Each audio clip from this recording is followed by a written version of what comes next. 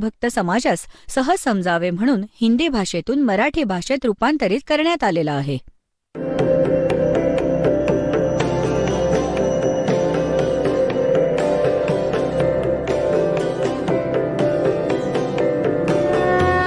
और ज्ञान सब ज्ञान डी कबीर ज्ञान सो ज्ञान और जैसे घोड़ा तोब कायम करता चले मैदान.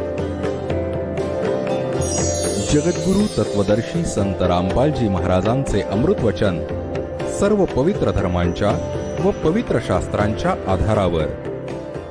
संक्षिप्त देवी भागवत व देवी पुराण.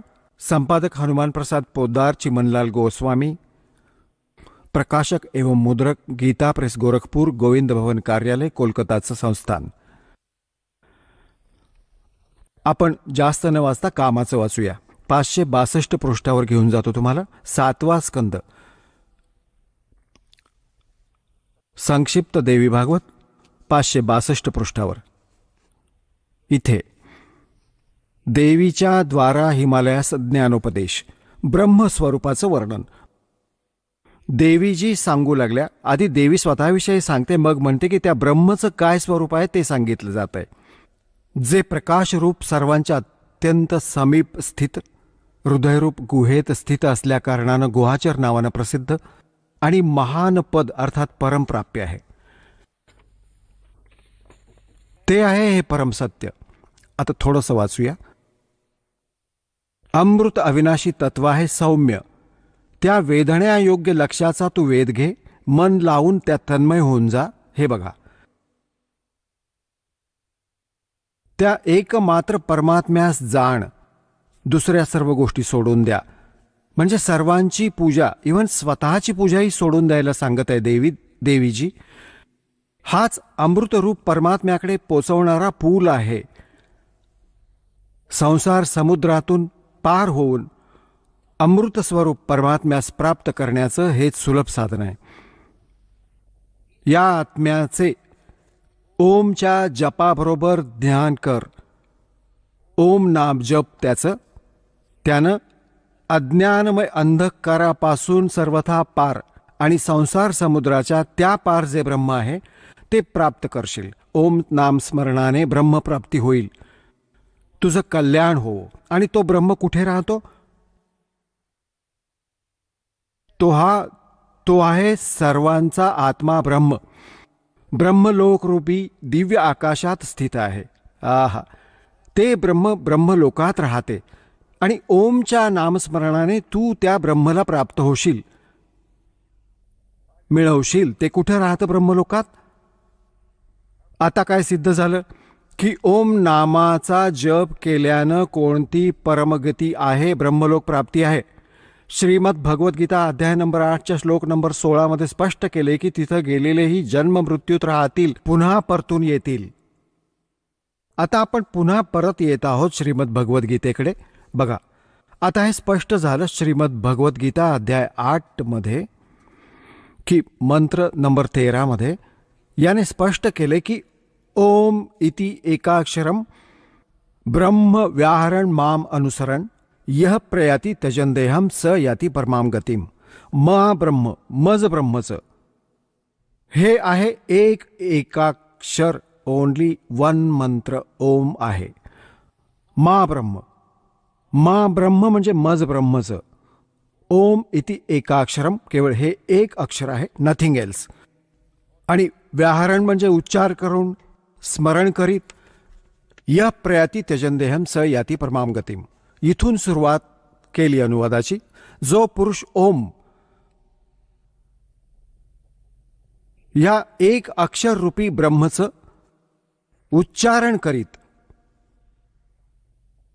मज निर्गुण ब्रह्मचं स्मरण करीत शरीराचा त्याग करून जातो, तो पुरुष परमगतीस प्राप्त होतो. कोणत्या परमगतीस? ही कन्सेप्ट क्लिअर केली श्री देवीजींनी की ओम नामाचा जप करा, ब्रह्मचा उद्देश ठेवा आणि कुठं जाऊन पोचाल? ब्रह्मला मिळवाल. कुठे राहतो? ब्रह्मलोकात.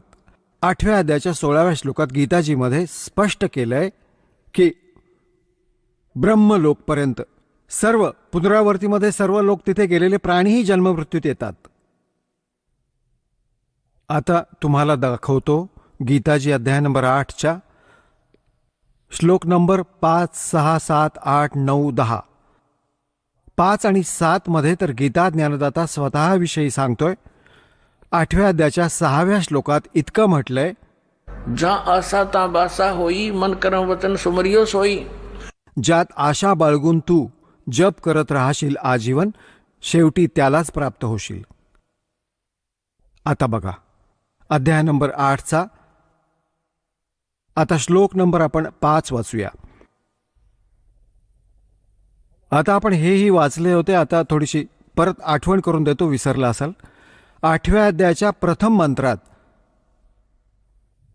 गीता ज्ञानदात्यास अर्जुनाने विचारलं, किम तद्ब्रह्म.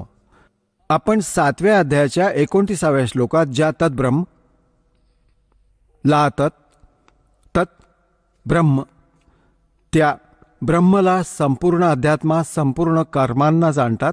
तो जो मला शरण येऊन जरा आणि मरणातून सुटण्यासाठी प्रयत्न करतो, तो पुरुष तद्ब्रह्मला, आणि अर्थात त्या ब्रह्मला संपूर्ण अध्यात्माला कर्मांना जाणतात. इथे अर्जुनानं विचारलं होतं 8व्या अध्यायात प्रथम मंत्रात, किम तद्ब्रह्म. या गीता ज्ञानदात्याने 8व्या अध्यायाच्या 3ऱ्या श्लोकात 8व्या अध्यायाच्या या 3ऱ्या श्लोकात उत्तर दिलं, ते परमाक्षर ब्रह्म आहे. आता आपण 8व्या अध्यायाच्या या 5व्या श्लोकात म्हणतो, जो पुरुष अंतकाळातही माझं स्मरण करीत शरीर त्याग करून जातो, तो मदभावम म्हणजे माझ्या भावरूपास प्राप्त होतो, माझ्यात भावित राहतो, असा याचा अर्थ आहे. हे चुकीचं लिहिलं यांनी. यात काही संशय नाही. आणि 6व्यात हे सांगितलंय की हा नियम आहे. यम म्हणजे हा नियम आहे. हे बघा आता आपण 6वा वाचतोय. कुंतीपुत्र मनुष्य अंतकाळी ज्याही भावास स्मरण करत शरीराचा त्याग करतो, त्यालाच प्राप्त होतो, सदा त्याच भावानं भावित राहतो. तद्भाव भावितः तद्भावम तद्भाव भावितः. हे काय सांगितलंय की जो अंतसमयी तीच ज्याची आस्था असेल तिलाच प्राप्त होईल. जा आसा ता बासा होई.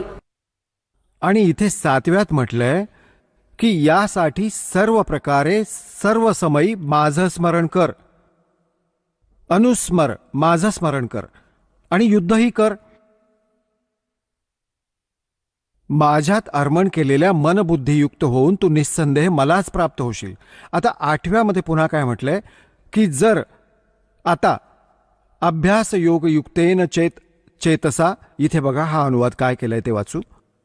हे पार्थ, हा नियम तर आधीच्या श्लोकात होता. हे पार्थ, परमेश्वराच्या ध्यानाच्या अभ्यासरूप योगाने युक्त दुसरीकडे न जाणाऱ्या चित्तानं, म्हणजे त्या परमाक्षर ब्रह्मचं, हे पार्थ हा नियम आहे की परमेश्वराच्या ध्यानाच्या अभ्यासरूप योगाने युक्त दुसरीकडे न जाणाऱ्या चित्तानं निरंतर चिंतन करीत राहणारा मनुष्य परम दिव्यम पुरुष म्हणजे परम अक्षर ब्रह्मला, त्या परम प्रकाशरूप दिव्य पुरुष परमेश्वरासच प्राप्त होतो. हा हे दुसरं झालं गीता ज्ञानदात्याकडून. आणि 9व्यात पुन्हा म्हटलंय, यात स्पष्टही केलंय कविम पुराणम, पण आता ते छेडायला नको, मोठा चॅप्टर होऊन जाईल. कवीचा अर्थ नंतर बघू. जो पुरुष सर्वज्ञ, अनादी, सर्वांचा नियंता, सूक्ष्माहून अतिसूक्ष्म म्हणजे सर्वांचा नियंता, गीतेहून ज्ञानदात्याहून अन्य येतो, सर्वांचा मालक आणि सर्वांचं धारण पोषण करणारा तो मूळ जडरूपी परमात्मा, अचिंत्य स्वरूप, आदित्यवर्णम सूर्याच्या सदृश्य प्रकाश स्वरूप, नित्य चेतन, आदी आदित्यवर्ण म्हणजे सूर्यासारखा तेजोमय आहे, त्याचा प्रकाशमय शरीर आहे भगवानाचं.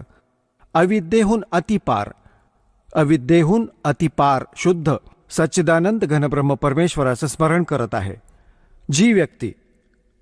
आता आपण 8व्या अध्यायाचा 10वा श्लोक वाचतोय. 8-9 आपण वाचले, ज्यात गीता ज्ञानदाता कुणा अन्य परमक्षर ब्रह्मचा महिमा सांगतोय. त्याची भक्ती करणारा तो आहे भक्तियुक्त पुरुष अंतकाळी. योग बलाने योगबल म्हणजे भक्तीच्या शक्तीने भ्रुकुटीच्या मध्यात प्राणास चांगल्या प्रकारे स्थापित करून मग निश्चल मनानं स्मरण करत त्या दिव्य परम पुरुषास परम अक्षर ब्रह्मलाच प्राप्त होतो. श्रीमद भगवद्गीता अध्याय नंबर 17 श्लोक नंबर 23 मध्ये गीता ज्ञानदाता म्हणतो, ते परमाक्षर ब्रह्मच्या प्राप्तीसाठी सच्चिदानंद घनब्रह्म प्राप्तीसाठी 3 मंत्रांचा जप आहे. ओम तत्सत आपलं तर याने सार्वजनिक केलंय आणि तत् नि सतचं याला ज्ञान नाही, कारण की याने त्या समयी आवेशात येऊन परमात्म्याच्या त्या ज्ञानाचा नाश केला. मग परमात्मा येऊन ते ज्ञान सांगतात स्वयं आपलं अन्य रूप धारण करून. तर हे त्याचे एजंट समजू शकत नाहीत. परमात्मा या तऱ्हेने ते आपल्या वाणीत लपवून जातात. मग इथं स्वयं येतात किंवा आपला दास पाठवून आपल्या लेकरांपर्यंत ज्ञान मग सार्वजनिक करतात. आता 17व्या अध्यायाचा 23वा श्लोक पुन्हा दाखवतो आपल्याला. पहा, ही श्रीमद भगवद्गीता 17व्या अध्यायातील 23वा श्लोक दाखवतो. अध्याय नंबर 17तील हा 23 नंबरचा मंत्र आहे. ओम तत्सती ओम तत्सत इति निर्देशः ब्रह्मणः त्रिविध स्मृतः ब्राह्मणः तेन वेदाच यज्ञाच विहितः पुरा. ओम ओम तत् तत् तत् सत सत. ओम तर सरळ आहे, तत् आणि सत हे गुप्त आहेत, सांकेतिक आहेत. असा हा 3 प्रकारचा सच्चिदानंद घनब्रह्मचं नाव सांगितलंय, परमअक्षर ब्रह्मचं नाव सांगितलंय. आता हे काय स्पष्ट झालं की श्रीमद भगवद्गीतेमध्ये गीता ज्ञानदाता हा ऑप्शन देते की त्या परमअक्षर ब्रह्मच्या प्राप्तीचा विधी त्या सूक्ष्म वेदात आहे. त्या ज्ञानास तू तत्वदर्शी संतांकडे जाऊन समजून घे. ते सच्चिदानंद घनब्रह्मच्या वाणीत निहित आहे. आता पुण्यात्म्यांनो, हा 3 अक्षरी मंत्र जो आहे ही साधना आहे. आता काय, जसं आमचे जे इष्ट आहेत ते तर परमात्मा सत्पुरुष कबीर साहेब आहेत. आमचे इष्टदेव अनंत कोटी ब्रह्मांडांचे रचनाहार, कुळाचे मालक हे कबीर साहेब, कबीर देव, कबीर परमेश्वरजी आहेत, जे बनारसमध्ये काशी शहरात एका विणकराची भूमिका करत तत्वज्ञानाचा प्रचार करत आपल्या समर्थतेचं प्रमाण देऊन सशरीर आले होते, सशरीर निघून गेले होते. हे आमचे पूज्य इष्टदेव आहेत. आता जसं आपणास जलाचा महिमा माहिती आहे आणि जल प्राप्त करण्यासाठी आपणास जी काही साधनं घ्यावी लागतील, जी साधना करू ती तर मजुरी आहे, ती साधना आहे. आता उद्देश काय? ती जलप्राप्ती आहे, ते आमचं उद्देश आहे. तर ज्या साधनेत आपण अवजारे प्रयोग करू ती आमची उपास्य नाही आहेत, ती आमची ते साध्य नव्हे, ती साधना आहे.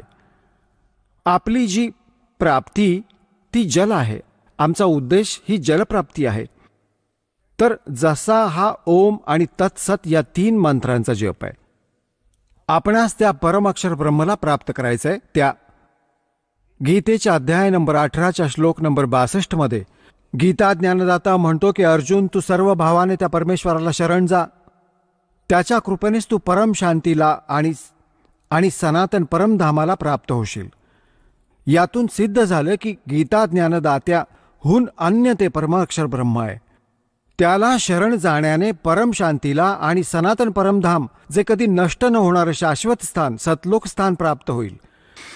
आणि गीता ज्ञानदात्याने आपल्याविषयी सांगून टाकले की माझे आणि तुझे अर्जुना 4थ्या अध्यायाच्या 5 आणि 9 मध्ये गीताजीच्या श्लोकात आणि 2ऱ्या अध्यायाच्या 12 मध्ये 10व्या अध्यायाच्या 2ऱ्या श्लोकात, अर्जुना तुझे आणि माझे खूप जन्म होऊन गेलेत, तू जाणत नाहीस, मी जाणतो. आता म्हणून याने 18व्या अध्यायाच्या 62व्या श्लोकात म्हटलंय की सर्व भावाने तू त्या परमेश्वराला शरण जा. त्याच्या कृपेने तू परमशांतीला सनातन परमधामाला प्राप्त होशील. गीताजी अध्याय नंबर 15च्या श्लोक नंबर 4 मध्ये स्पष्ट झालं की तत्वदर्शी संतांच्या प्राप्तीनंतर परमेश्वराच्या त्या परमपदाचा शोध घ्यायला हवा, जिथे गेल्यानंतर साधक पुन्हा परतून कधी संसारात येत नाही. एकट्या ओम नामाचा जप करून यानं सांगितलं काय फायदा मिळेल. 8व्या अध्यायाच्या 13व्या श्लोकात की याचं स्मरण करशील तर परमगतीला प्राप्त होशील. ओम नामाने मिळणारी त्या श्री देवी भागवतात आणि 8व्या अध्यायाच्या 13व्या श्लोकात श्रीमद भगवद्गीतेत स्पष्ट केलं की तो ब्रह्मलोकात जाईल. तिथे ब्रह्मची साधना आहे आणि तिथे गेलेले प्राणी ही परतून येतात, जन्ममृत्यू होत राहतो. आता ती साधना कोणती आहे ज्याने परमाक्षर ब्रह्मची प्राप्ती होईल, सर्व शाश्वत स्थान प्राप्त होईल, जिथे गेल्यानंतर पुन्हा कधी परतून येणार नाहीत. ती साधना आहे जी दास तुम्हाला देतो आणि त्याचा संकेत या पवित्र सद्ग्रंथांमध्ये आपल्याला दाखवला. आता 17व्या अध्यायाच्या 23व्या श्लोकात श्रीमद भगवद्गीतेत 3 मंत्र सांगितले. ओम तत् सत. ओम आणि तत् या 2 अक्षरांचं मिळून एक सतनाम बनतं. ओम तर सार्वजनिक आहे, तत् हा सांकेतिक आहे. परमात्म्याने म्हटलं होतं की आपण जे मूळ ज्ञान आहे ते अजून गुप्त ठेवलंय आणि जोपर्यंत या मधल्या पिढीची वेळ येत नाही तोवर आपण त्याला सार्वजनिक करणार नाही. नाहीतर हे काळाच्या द्वारा चालवल्या जाणाऱ्या पंथांचे पंथी या गुरूंच्या हाती लागला हा मंत्र तर तेही 30 नामं द्यायला लागतील आणि मग ते अधिकारी नसतील आणि मग माझ्याशी कोणी परिचित नाही होऊ शकणार. अधिकाऱ्याविना प्राप्त या नामाचा, या नामप्राप्तीचाही काही लाभ नाही. अनधिकाऱ्याकडून प्राप्त करून जप करणं व्यर्थ आहे. तर म्हणून हे गुप्त ठेवलं होतं. आता हा 2 अक्षरी मंत्र आहे. यात एक तत् आहे, एक ओम आहे. हा दोन अक्षरी मंत्र सतनाम आहे. आता याचं किती काम आहे. जसं आम्हाला जलप्राप्ती करायची आहे तर बोर केली जाते हँडपंप लावण्यासाठी. जलप्राप्ती करण्यासाठी जमिनीतून हँडपंप लावावा लागतो. हँडपंप आमचा पूज्य नाहीये, ती तर साधना आहे, हत्यार आहे, अवजार आहे, जलप्राप्तीचं इन्स्ट्रुमेंट आहे. तर हा ओम तत्सत जो मंत्र आहे हा इन्स्ट्रुमेंट आहे, हे अवजार आहे त्या सतलोकात जाण्याचं, ते सत्पुरुष प्राप्तीचं. तर हे आमचं पूज्य नव्हे, हे मंत्र आमचे पूज्य नव्हेत आणि हे वाईटही नाहीत, कारण यामुळे आम्हाला भगवान मिळेल, आम्हाला जल मिळेल. तर ओम नि तत्चं काम आहे श्वास आणि उच्छ्वासाचं स्मरण करावं लागतं. एका मंत्राला बाहेर सोडायचंय, एकाला आत घ्यायचंय. तर असं समजा जसं आपण बोर मारतो पृथ्वीवर, पृथ्वीच्या आत ती खोदतो. बोर असते लोखंडाच्या पाईपसारखी आणि ती ठोकतात खाली, टोकदार असते पुढे आणि त्यात माती भरली जाते आणि माती बाहेर टाकली जाते, मग तिला पुन्हा ठोकतात. मग त्याच्याच बरोबर पायी पायी खाली सोडला जातो, खाली सोडत राहतात. तर त्या बोरनी पाईपचं काम आहे त्या जलापर्यंत पोचणं. जलप्राप्ती नाही करू शकत ती बोरनी पाईप. जलप्राप्तीसाठी हँडपंप लावावा लागेल त्यावर, नि तो हँडपंप हलवावा लागेल, तेव्हा ते जल मिळते. असे ओम आणि तत् हा 2 अक्षरी मंत्र समजा. बोर मारायची आहे श्वास उच्छ्वासाने.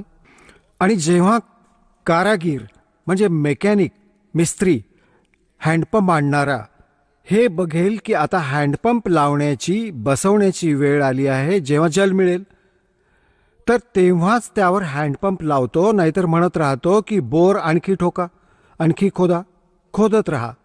तर पुण्यात्म्यांनो, ज्या समयी तुमची या सतनामाच्या भक्तीची कमाई, तुमच्या भक्तीची कमाई जेव्हा ठीक होईल त्यावेळी सारनाम दिलं जाईल. तेव्हा हे सारनाम समजा हँडपंप आहे आणि हँडपंपचंही मग स्मरण करायचं आहे, त्याची मजुरी करायची आहे, त्याची साधना करायची आहे. तेव्हा हे जल मिळेल. तर हे तिन्ही मंत्र, आदिनामही म्हणतात सारनामाला आदिनाम, आणि सतनाम म्हणतात 2 अक्षरांचं, एक ओम आणि एक तत्. तर या तिन्ही मंत्रांच्या साधनेने आपल्याला परमात्मा मिळेल. आणि जसं तुम्हाला आज सकाळच्या सत्संगात, जसं की तुम्हाला पूर्वी सांगितलं आहे की हे भोळे आत्मे या अज्ञानींसह या चोरांच्या बरोबर किती खुश आहेत, मोठे परमधनी मिळाले, संत मिळाले. तर याविषयी सूक्ष्म वेदात परमात्मा कबीरजींनी सांगितलं आहे के साधों से ती मस्करी और चोरा नाल खुशहाल, ये मल अखाड़ा जीतेंगे युगों युगों के माल. तर असं म्हणतात की या चोर नकली संतांजवळ तर मोठे प्रसन्न होऊन बसलेत. आणि जेव्हापासून या दासानं हा मार्ग स्टार्ट केला परमेश्वराच्या आज्ञेनं, त्या दिवसापासूनच संघर्षाचा सामना करावा लागत आहे. करून थकाण याच कारणानं करवलं या अज्ञानी दुष्ट लोकांनी.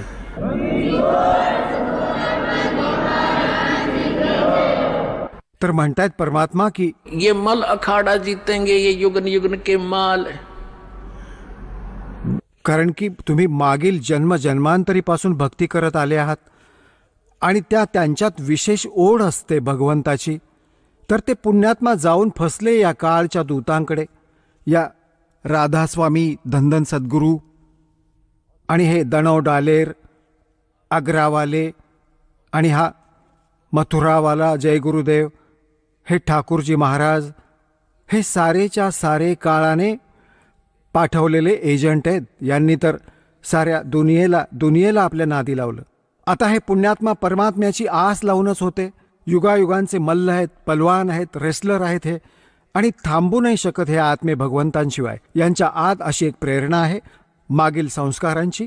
आणि आता हे फसले या काळाच्या दूतांकडून की जिथे काही भक्ती नाहीये, ज्योत लावणे यांनी बंद करून टाकलं, धर्मकर्माचे काही मार्ग नाहीत, विधी नाहीत, शास्त्रानुकूल साधना नाही. तर हे नास्तिक होतील काही दिवसांनंतर. जर हा मार्ग स्टार्ट नसता झाला भगवंताचा, तर पूर्ण भारतवर्ष नास्तिक झालं असतं. आता हे नास्तिक झालेच आहेत. जसे ख्रिश्चन आहेत, सर्व मांस खातात, दारू पितात, सिगरेट पितात, काही मनाई नाही.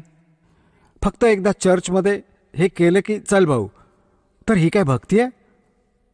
इथेच सीमित होतं. काही दिवसांनंतर हे जेवढेही त्या दुसऱ्या महापुरुषांकडे गेले, त्यांना परमधनी जाणून आता सर्वांची दुर्गती होईल. थोड्या दिवसात सुरू होऊन जाईल आणि मग नास्तिक होतील, विचार करतील कुठे भगवंत नाहीये. आम्ही 6-6 तास ध्यान लावून पाहिलं, गुरुजी तर 2.5 तास सांगत होते. तर आता परमात्म्याने कृपा केली की आपल्याला हा यथार्थ भक्तीचा मार्ग मिळाला. आता काय की जसं ये तो मल अखाड़ा जीतेंगे युगन युगन के माल. ते पुण्यात्मे हे खरं ज्ञान ऐकतील, मग पळत येतील आपल्या या यथार्थ स्थानी. ते राहू नाही शकत तिथं. आज काय बालक आहेत? केसांची त्वचा सुद्धा ओरबडून देतील जेव्हा समजून आले की यांना परमधनी मानलंय. हे सांगतील ते फायनल आहे. आता त्यांना कखही माहिती नाही, सतनामाचा पत्ता, काळाच्या 5ही नामांचा जप करवतात आणि गोष्टी करतात सतलोकी जाण्याच्या. ना त्यांना सतनाम माहिती, ना सचखंड माहिती, ना सारनाम माहिती, ना सार शब्द माहिती. तेच सतनाम, तेच सार शब्द, तेच सत्पुरुष, तेच सतलोक, तेच सचखंड. ही काय गोष्ट आहे? ना डोकं ना पाय यांच्या ज्ञानाला निभाता मारतात सचखंडात जाण्याच्या.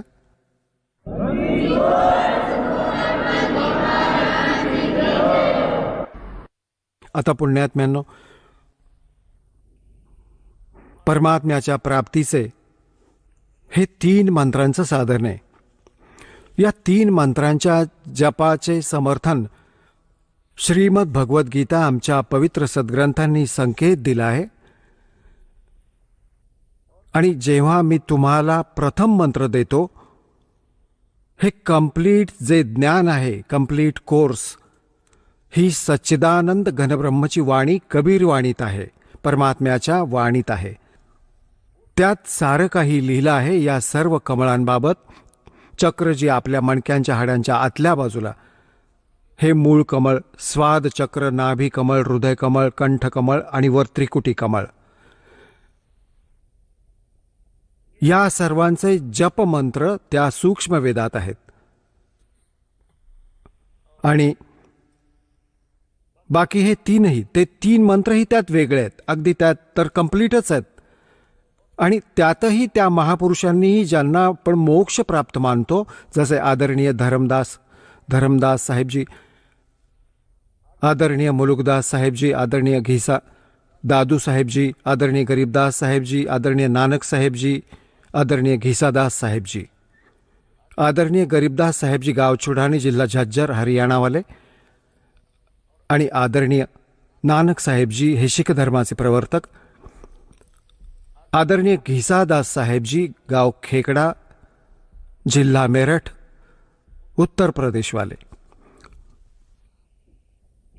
तर जितकेही हे पंथ परमात्म्याच्या सतलोकाचा महिमा गाणारे आहेत, हे आदरणीय नानक साहेबजींच्या वाणीला विशेष करून मानतात. आता त्या वाणीमध्ये काय लिहिलं आहे? 5 नामांचा उल्लेख आहे. पण गुरु ग्रंथ साहेबमध्ये ती 5 नामं ओपन नाहीत. कारण ज्या वाणीत ती कंप्लीट ओपन होती, कंप्लीट होतं, ते कंप्लीट ज्ञान होतं, ती प्राणसंगली होती. तर त्यास पूर्णपणे प्रकाशात आणलं गेलं नाही आणि नाही गुरुग्रंथ साहेबमध्ये त्याचा उल्लेख केला गेला. का नाही केला गेला? कारण की त्यामध्ये तो कंप्लीट कोर्स होता, ज्यात 2 अक्षरी नाम हे सतनामही होतं. एक घटना घडली होती. आता पुण्यात्म्यांनो, हे तर सद्ग्रंथातून तुम्हाला दिसलं, 3 मंत्रांच्या जपाने सर्व होईल. आता त्या महापुरुषांनी ज्यांनी परमात्म्याच्या कोणत्या मंत्रांचा जप केला त्याचीही ओळख करून देतो. आपली जी आज सकाळच्या सत्संगातली कॉन्सेप्ट सुरू झाली होती, ती 2 तासात समाप्त होऊ शकत नाही. आता समापन होईल त्याचं 4 तासांनी. म्हणून दुपारी ती कॉन्सेप्ट क्लिअर मध्येच सोडलं होतं, आता ती पूर्ण केली जाते. आता पुण्यात्म्यांनो, परमात्म्याने म्हटलं होतं, धर्मदास मोरी लाख दवाई, ये सार शब्द कहीं बार न जाई, सार शब्द बार जो पढ़ी बिचली पीढ़ी हंस नीतर ही. मग काय सांगितलं होतं की या सतनामालाही सार्वजनिक नका करू. आणि परमात्म्याने काय सांगितलं की सोहम शब्द हम जग में लाए और फिर सार शब्द तो हमने कति गुप्त छुपाए. हे जे अन्य पंथांचे पंथी सोहम नाम ही बरोबर हे कुठली वीट नि कुठला रोडा बनवून त्याचा प्रयोग करतात.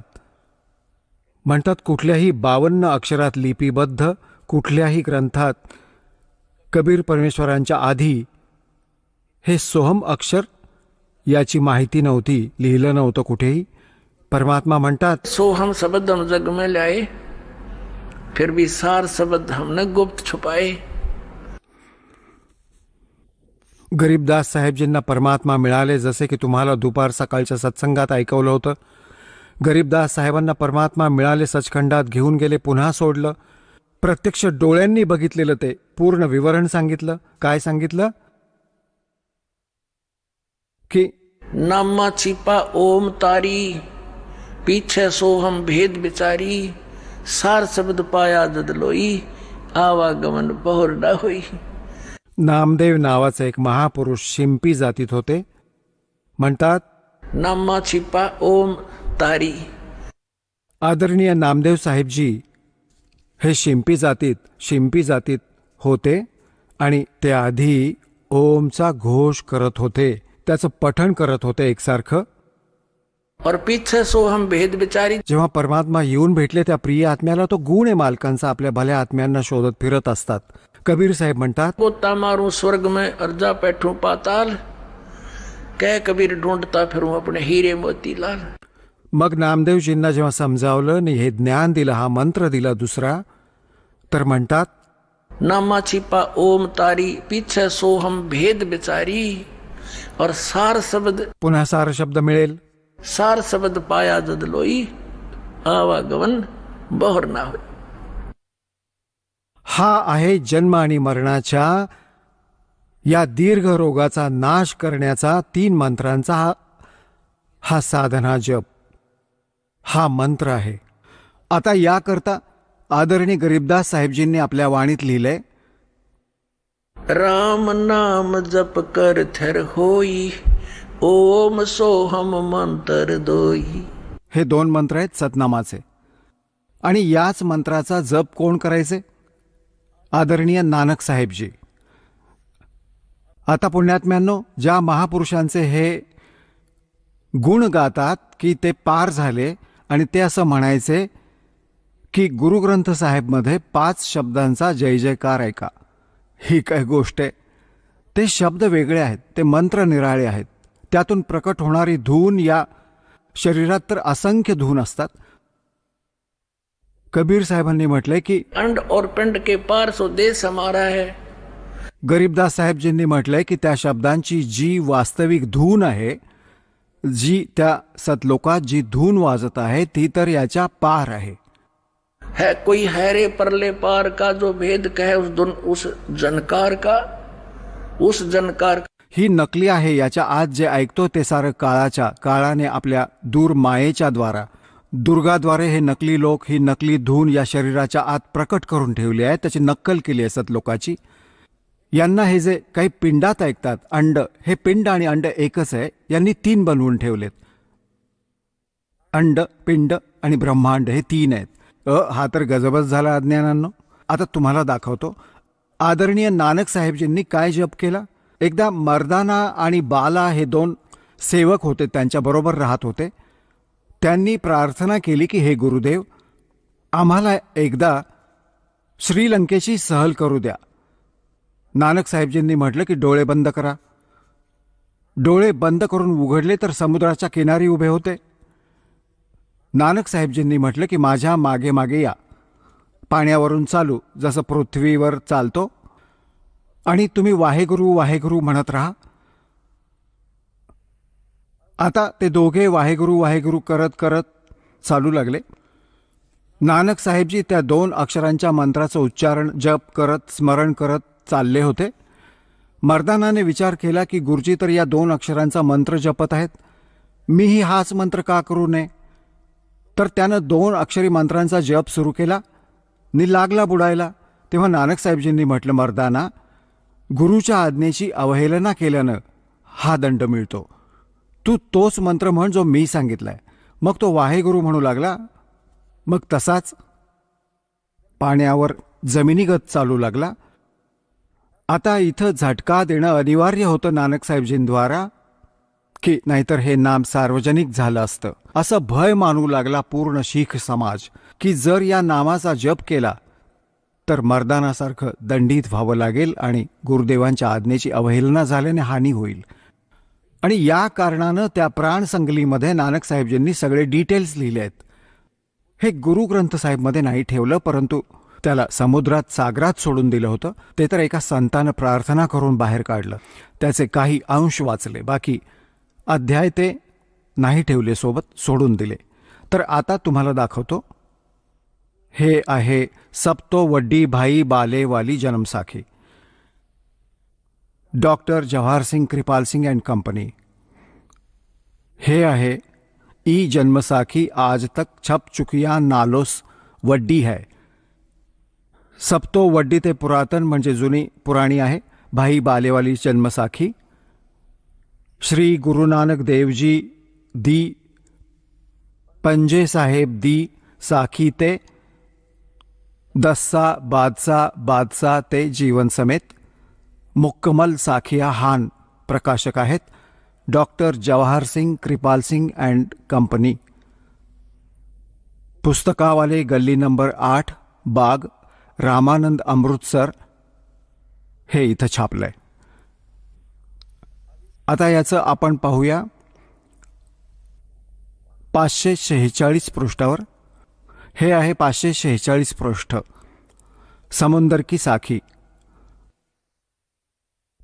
बाला संधू उवाच, म्हणजे बाला संधूने, उवाच म्हणजे त्याचं कथन. त्यावेळी हे गुरु अंगदजी, जेव्हा गुरु नानकजी अजित्य पासून निघाले तर मर्दाना म्हणाला, खरे परमात्मा, आम्ही समुद्र तर पाहिला परंतु लंका नाही पाहिली, जिथे रामचंद्रजींनी चढाई केली आहे. तर गुरु नानकजी म्हणाले की चला, बाला आणि मर्दाना, तुमच्या मनात काही राहायला नको. डोळे मिटा, डोळे बंद करा. जेव्हा डोळे बंद करून उघडले तेव्हा ते समुद्रकिनारी उभे होते. नानकजी म्हणाले, बाला आणि मर्दाना, माझ्या मागे मागे चालत या आणि तोंडाने वाहेगुरु वाहेगुरु म्हणत या. पुढे पुढे गुरुजी चालू लागले. जसे जमिनीवर चालत असत त्याचप्रमाणे समुद्रावर चालू लागले. ते चालत होते आणि त्यांच्या मागे बाला आणि मर्दानाही चालत होते. तेव्हाच मर्दानाच्या मनात आले की गुरुजी, गुरु नानक देवजी ओम सोहम जपत चालले आहेत. तर मर्दानाही ओम सोहम जपू लागला आणि बुडू लागला. तर गुरु नानकजींनी पाहिले की मर्दाना बुडत आहे.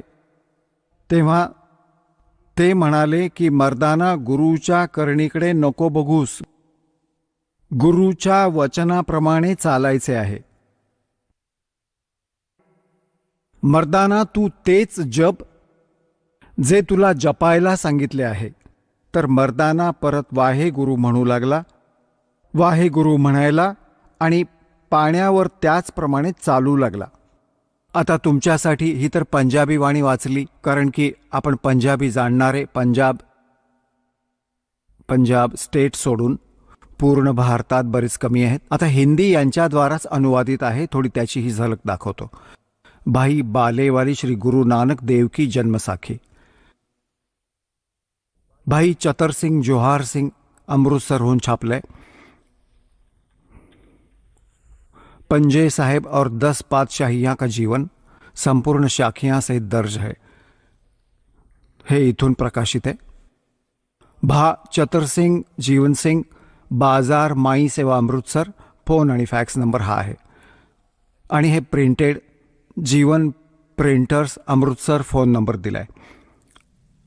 याच्या पहा 559 पृष्ठावर. हे आहे 559 म्हणजे 559 पृष्ठ. समंदर की साखी.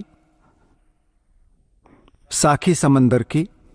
एक दिवस मर्दाना म्हणाला, हे महाराज, माझ्या मनात असं आहे की समुद्रातील जी लंका आहे तिथे भ्रमण करून यावं. गुरुजी म्हणाले, अच्छा, तुम्ही लोक डोळे बंद करा. तेव्हा मी आणि मर्दानाने नेत्रबंद केले आणि क्षणात उघडले. तेव्हा आम्ही गुरुजींबरोबर त्या महान समुद्रतटावर उभे होतो. आता गुरुजी म्हणाले की तुम्ही लोक समुद्राच्या पाण्यावर वाहेगुरु जप करत पायीच चालत या. हे गुरु अंगद देवजी, आम्ही लोक गुरुजींच्या मागे मागे तसेच चालत होतो जसं कोरड्या पृथ्वीवर चालत असतो. पुढे पुढे गुरुजी ओम सोहमचा जप करत चालत होते. तेव्हा मर्दानाने विचार केला की आम्हीही ओम सोहमचा जप का करू नये. तेव्हा मर्दाना सुद्धा ओम सोहम म्हणू लागला. तेव्हा तो लागला बुडायला. गुरुजींनी मागे पाहिलं तर हसत म्हणाले की ए मर्दाना, शिष्याचा धर्म आहे की त्याने गुरुनेच सांगितलेल्या मार्गावरून चालावं, म्हणून तू वाहे गुरुच जप, तुझं त्यातच कल्याण आहे. पुढे तेव्हा मर्दानाने वाहे गुरु नामाचा जप केला. तेव्हा मग पूर्वीसारखा पाण्यावर चालू लागला. आता पुण्यात्म्यांनो, हा विचारणीय विषय आहे की नानक साहेबजी स्वयं तर जप करत आहेत आणि शिष्यांना मनाई करत आहेत. कारण काय होतं, ज्याही महापुरुषांना परमात्म्याने आपलं ॲफिडेव्हिट आपला पुरावा बनवलं, साक्षी बनवलं, त्यांना सक्ती केली होती की आता सतनामाला उघड करू नये. धर्मदास मेरी लाख दोहाई, ये मूल ज्ञान की तबार न जाई. मूळ ज्ञान वेगळं आहे आणि सारनाम वेगळं आहे. तर इथे गरीबदास साहेबजी म्हणतात की सोहम शब्द कबीर साहेब म्हणतात सोहम शब्द हम जग में लाए और सार शब्द हमने गुप्त छुपाए. आदी नामास अजून उघड नाही केलं, केवळ दासावर कृपा केली, या महापुरुषांना दिलं. आता यांनी सतनामासही उघड करणं नाही आदेश होता यांना की नाही सांगायचं कोणाला, ना काळदूतांच्या हाती लागलं पाहिजे. काम बिघडेल सगळं, आता कशी ओळख देणार आम्ही. आता सारे फेल झाले, हे सगळे हताश होऊन बसले की आता काय करायचं. सर्वांचं मूळ दाखवलं. आता हे सर्व पंथ संपतील काही दिवसात. बुद्धिमान लोक आहेत, काय बालक थोडेच आहेत, आपलं जीवन नष्ट करतील त्या मूर्खांच्या मागे जाऊन. ज्यांच्याकडे तत्वज्ञान नाही त्यांच्यापाशी काही समाधान नाही गेले, त्यासाठी तर गेले होते डॉक्टरकडे आमचा रोग घालवा. लक्षात आलं की त्यांनी राखीची पुडी बांधून ठेवली, औषध तर नाहीच. मग ते कोण मरणार ते खाऊन. आता पुण्यात्म्यांनो,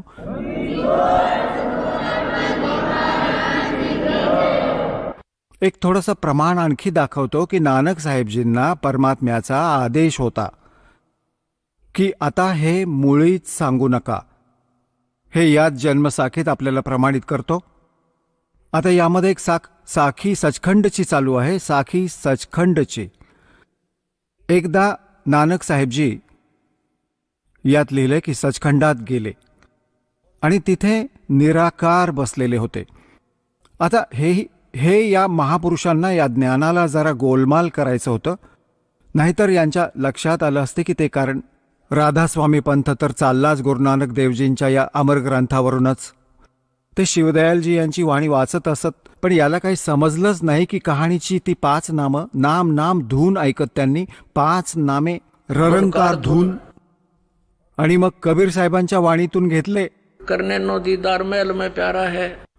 त्यातूनही या अज्ञानीने ही सगळी नकलीच निवडली, जी काही कामाची नाही. त्यात आणखी ओरिजिनल मंत्रही आहेत, ते समजणार नाहीत, ते मूळ ज्ञान आहे मालकांचं. तर तिथेच जेव्हा यांनी नानक साहेबजींची वाणी सखोल समजून घ्या की सतलोकात परमात्मा निराकार नाहीये, ते तेजोमय लोक आहे, ते स्वप्रकाशित सतलोक आहे आणि परमात्माही सत स्वप्रकाशित आहे. त्याचे शरीर मनुष्य सदृश्य आहे आणि ते तख्तावर बसले आहेत. निराकार असेल तर तो तख्तावर कसा बसेल हे पहा. ही तीच जन्मसाखी आहे जी आता तुम्ही ज्याच्याविषयी तुम्हाला सर्व तपशील दाखवले होते. ही आता याच्या 275 पृष्ठावर, तुम्हाला 275 पृष्ठावर साखी सचखंड की इथे पहा. पुढे साखी सचखंडची सुरू झाली. तेव्हा गुरु नानकजी दूर सचखंड दरबारामध्ये जाऊन पोहोचले, जिथे खूप प्रकाश आहे आणि प्रकाश रूपी तख्तावर सत निरंकार ज्योती स्वरूप बसले आहेत. पाहिलं. आता संतांच्या कोडवडला ते कसे समजतील. आता संपूर्ण जगत अवतार, संपूर्ण जगत अवतार हात जोडून उभे आहेत आणि बाबा नानकजी हे जो कोट्यावधी सूर्यांच्या समान, कोटी सूर्यांच्या समान प्रकाश आहे आणि कोटी चंद्रांप्रमाणे शीतल याचा प्रकाश आहे, त्या खऱ्या प्रकाशात प्रवेश केला. म्हणजे त्या सतलोकात काय नुसता प्रकाशच आहे खूप. त्या ज्योतरूप भगवानाची स्तुती केली, म्हणजे प्रार्थना केली, स्तुती केली. म्हणून पुढे त्या सतस्वरूप निरंकार विष्णू जी विराजमान आहेत. त्या तख्तावर ते म्हणतात विष्णूजी विराजमान आहेत. बालाला काय माहिती हे कोण होते. अच्छा, सर्व समर्थ, सर्व शक्तिमान भगवंतजी म्हणाले, ये नानक भक्ता, तू नेहमीच मला प्राप्त आहेस. तुझ्यात आणि माझ्यामध्ये काहीच तुझ्यामध्ये आणि माझ्यामध्ये काहीच फरक नाहीये. पण ज्यासाठी आज संसारात सतनाम उपदेश जप करवून घेण्यासाठी गेले होते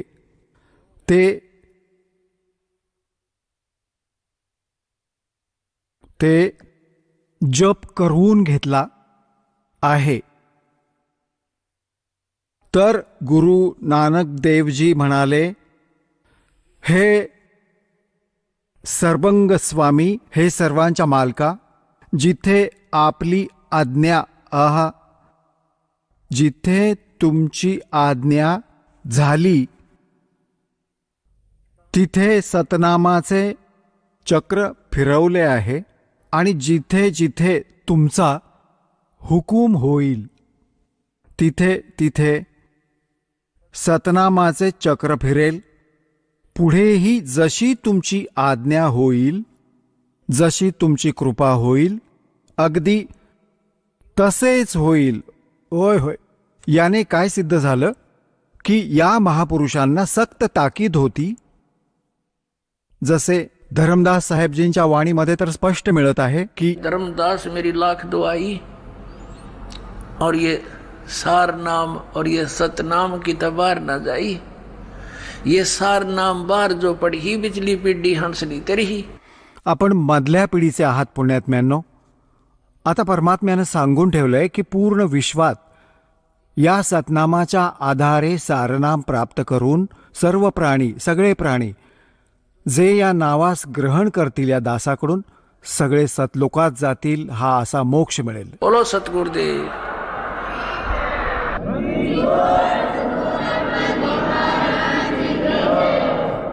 आता पुण्यात्म्यांनो, हा सकाळी चाललेला प्रसंग आता कुठे 4 तासात 5 तासात सेट झाला आहे. कारण ही काही रामायणाची कथा नव्हे की सर्वांना माहिती आहे. कशी तरी तासभर ऐकली आणि चाला आता ढोल ताशे बडवत आहे. तर तत्वज्ञान आहे. PhD करवून घ्यायची आहे आपल्याला याची. मग तर गोष्ट संपेलच, निसंशय होऊन जाल. कोणी काही म्हणा, नाही भक्ती हीच आहे, हेच नाम आहे. मग मोक्ष मिळून गेला तर मग झालंच सगळं. मालकांचा आदेश या नामाचा जप करणारे सगळे पार होतील. बोलो सतगुरुदेव.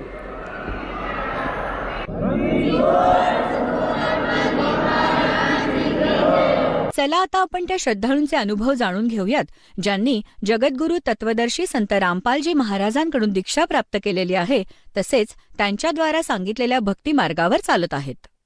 नमस्कार सतसाहेब. आपलं नाव? शांताराम रामचंद्र भागवत. आपण कुठून आलात? नाशिक, महाराष्ट्र. आपला व्यवसाय काय आहे? ड्रायव्हिंग. संत रामपालजी महाराजांची गुरुदीक्षा आपण कधी घेतली? 2010 मध्ये. त्यापूर्वी आपण कोणती भक्ती साधना करत होतात? नवनाथांची भक्ती आणि सप्तशृंगी मातेची भक्ती, परत आणखीन घरातील देव वगैरे ते दररोज सकाळी आंघोळ वगैरे घालणे, त्यांना पान फूल वाहणे इत्यादी देवांची भक्ती करत होतो. संत रामपालजी महाराजांच्या शरणात आपण कसे आलात? आमचे नातेवाईक त्यांनी नामदीक्षा घेतलेली होती. त्यांना मी एक वेळेस जागरण गोंधळाच्या कार्यक्रमाला सांगायला गेलो तर ते म्हणाले मला तो कार्यक्रम नाही चालत. तर मग मी म्हटलं का नाही चालत? तुमच्याकडे जर विटाळ वगैरे असेल तर तुम्ही पण माझे नातेवाईक, मला पण हे करायला पाहिजे. आणि ते म्हणे नाही तसं काही नाही, पण मला चालतच नाही. म्हटलं मग ठीक आहे, मला नेमकं काय आहे, कशी आहे भक्ती ती थोडी समजून सांगा. ते मला बोलले एक दिवशी तुम्ही माझ्याकडे या. तर मग मी त्यांच्या घरी गेलो आणि त्यांनी संत रामपालजी महाराजांचा सत्संग लावला TV वर. तर ते TV वर सांगताना महाराज डायरेक्ट बोलायचे कौन ब्रह्मा का पिता आहे, कौन विष्णू की माँ है, कौन शंकर का दादा आहे. मी थोडा विचार करायला लागलो. ब्रह्मा विष्णू महेश त्यांना पण आई वडील आहे. दुर्गा मातेचा पती कोण? तर मी म्हटलं दुर्गा मातेला सुद्धा पती आहे. तर मग ते म्हणे बरोबर आहे. म्हणून मग मी थोडा विचार करायला लागलो आणि त्यांना परत म्हटलं मला या भक्ती चांगली समजून सांगा आणि मी ती भक्ती करायला तयार आहे.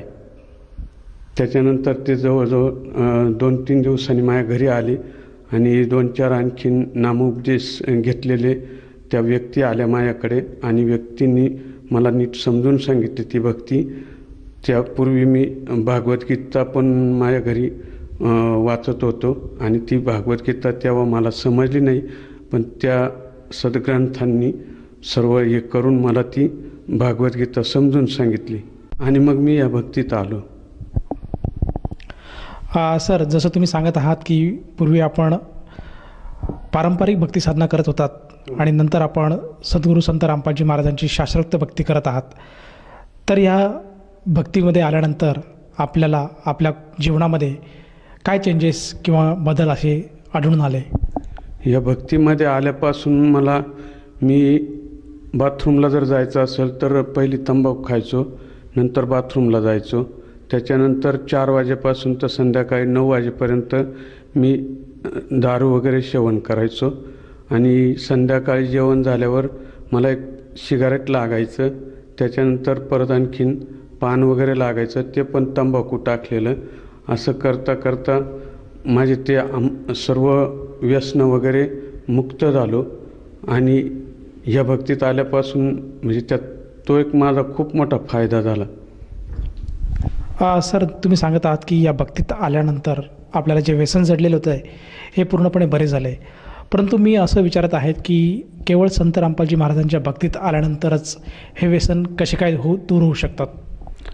या मंत्रांमध्ये इतकी पावर आहे आणि आपल्याला ब्रह्माचा कोणता मंत्र, विष्णूचा कोणता मंत्र, दुर्गा मातेचा कोणता मंत्र हे काही पूर्वी माहीत नव्हतं.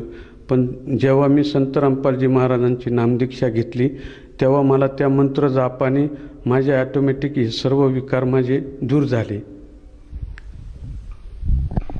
सर, तुम्ही सांगत आहात की संत रामपालजी महाराजांच्या सद्भक्तीमुळे आपल्यामध्ये जे काही विकार होते, जे काही दुर्गुण होते ते पूर्णपणे दूर झाले. या व्यतिरिक्त आपल्याला आणखीन काही अनुभव किंवा चमत्कार असे अनुभवायला मिळालेत का? चमत्कार तर खूप आहे सर. असे चमत्कार घडले की माझे लाळग्रंथीमध्ये इथे स्टोन तयार झाला होता. तर तो आपली बोराची बी असती तेवढ्या मापाचा तो होता जवळजवळ. म्हणजे तो खडा जवळजवळ म्हणजे ऑपरेशन करून काढायचा होता असं डॉक्टरांनी सांगितलं आहे. त्याच्याबद्दल माझ्याकडं फाईल पण येते त्या डॉक्टरांची. तर ते मला दुसऱ्या दिवशी दाखवल्यानंतर ॲडमिट करावं लागेल तुम्हाला असं बोलले मला. तर मग माझ्या मुलीनी परमात्म्याजवळ तिकडे नामोपदेश घेतलेला असताना तिकडे अरदास लावली, म्हणजे ते विनंती केली तिकडे फोनवर त्यांनी सांगितले दुपारी 1:30 वाजेला तुम्हाला फोन करावा लागेल, तेव्हा गुरुजी काय सांगतात त्यावर अवलंबून राहील. 1:30 वाजेला मला फोन करायला सांगितला आणि मी 1:30 वाजता फोन केल्यावर त्यांनी मला सांगितलं की खाली भक्ती बढ़ाना, बाकी कुछ नाही करणार. तेव्हापासून मी थोडी भक्ती वाढवली माझी आणि भक्ती वाढवल्यानंतर एक 5-10 मिनिटांनी तो स्टोन माझा ॲटोमॅटिक निघून गेला. तर ते ऑपरेशन पण माझं कॅन्सल झालं. मग सर, जसं तुम्ही सांगत आहात की संत रामपालजी महाराजांच्या शरणात आल्यानंतर आपल्याला जो काही लाळी संबंधित ग्रंथीमध्ये जो काही स्टोन झाला होता तो आपण संत रामपालजी महाराजांकडून प्रार्थना केली आणि केवळ सद्भक्तीमुळे तो स्टोन बाहेर आला. तर मला असं विचारायचं आहे की त्या स्टोनला काढण्यासाठी आपण डॉक्टरांकडे गेला होता, तर डॉक्टरांनी त्यासाठी काही रिपोर्ट्स केले होते का? रिपोर्ट्स केले होते. हा तो लाळ ग्रंथीचा रिपोर्ट आहे.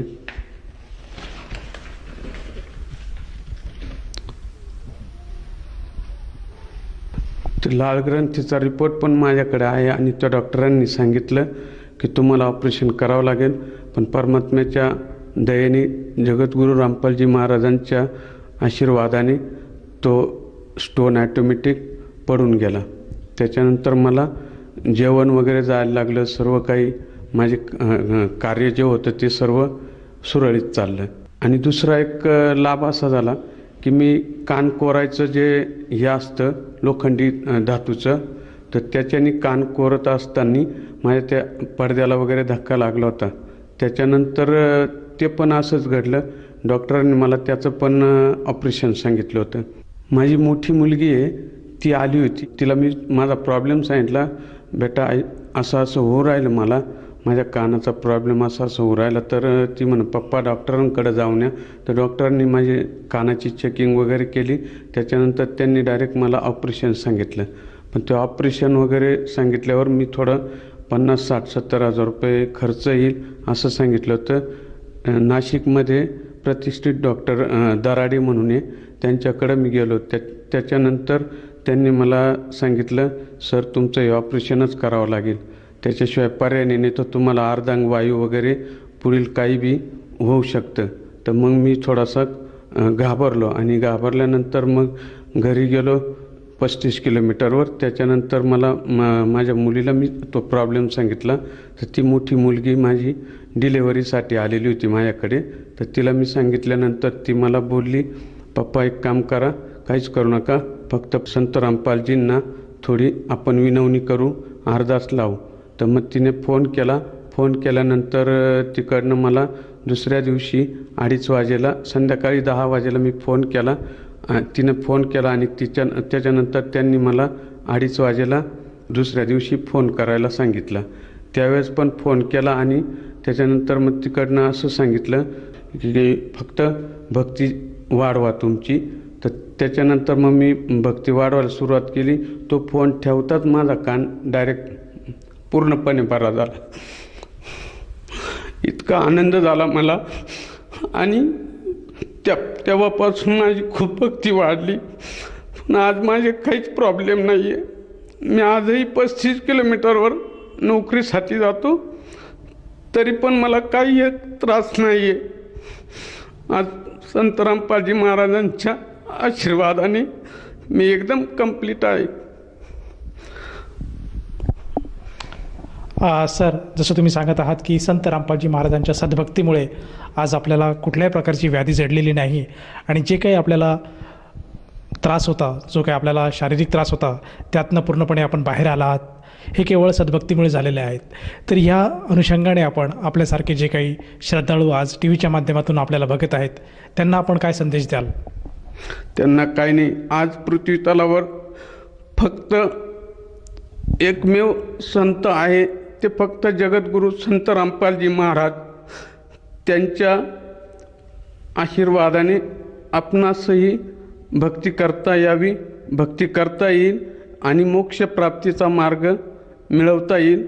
तर माझी एवढीच विनंती आहे की अनेक जागेवर नामदान केंद्र खुललेले आहे, तरी पण आपण सद्गुरू रामपालजी महाराजांकडून नामोपदेश घेऊन भक्ती करावी आणि मोक्षप्राप्तीचा मार्ग मिळवावा, हीच माझी विनंती. सर, जसं तुम्ही सांगत आहात की आज प्रत्येक समाजाने संत रामपालजी महाराजांची नामदीक्षा घ्यायला हवी, तर एखाद्या व्यक्तीला वाटलं की आपण सुद्धा संत रामपालजी महाराजांची नामदीक्षा घ्यावी, तर ती व्यक्ती नामदीक्षा कशी घेऊ शकेल? बहुतेक चॅनलवर संत रामपालजी महाराजांचे सत्संग आहेत, त्याच्या खाली नंबर येतात. त्या नंबरवर तुम्ही कॉन्टॅक्ट करून कोणत्याही नामदान केंद्राचा तपास लावू शकतात आणि त्यांच्याद्वारे नामोपदेश घेऊ शकतात. या नामदीक्षेसाठी किती खर्च येतो? नाही, निःशुल्क नामदान चालू आहे, एकही रुपया खर्च येत नाही. धन्यवाद सतसाहेब.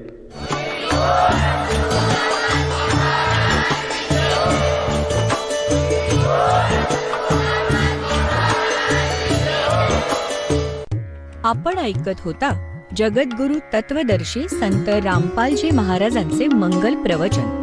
निःशुल्क नामदीक्षा प्राप्त करण्यासाठी आणि अधिक माहितीसाठी संपर्क करा 7030303951 7030303952. आमची वेबसाईट आहे www.jagadgururampalji.org. सर्व पवित्र धर्मांच्या व पवित्र शास्त्रांवर आधारित प्रमाणित अनमोल पुस्तक ज्ञानगंगा किंवा जगण्याचा मार्ग यापैकी कोणतेही एक पुस्तक निःशुल्क मागवण्यासाठी आम्हाला आपले पूर्ण नाव, पूर्ण पत्ता, पिनकोड सहित आणि फोन नंबर लिहून 7030303951 7030303952 नंबरवर SMS करू शकता किंवा आम्हाला 7030303950